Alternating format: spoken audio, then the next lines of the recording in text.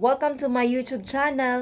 Gusto niyo bang malaman kung paano mag-unregister ng inyong mga GCash account sa inyong mga cellphone?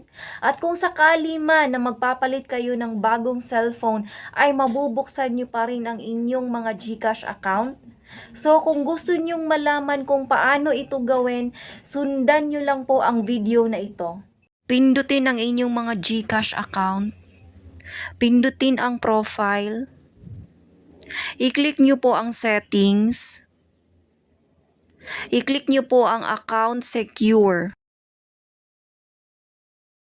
Pindutin ang arrow sa gilid at sa baba po ay pindutin natin ang unregister phone. Click yes unregister at automatic po ay ma-unregister na ang ating GCash account sa cellphone na ating ginagamit. Sana po ay may natutunan tayo at hanggang dito na lang po ang aking video at maraming salamat po sa inyong panunood.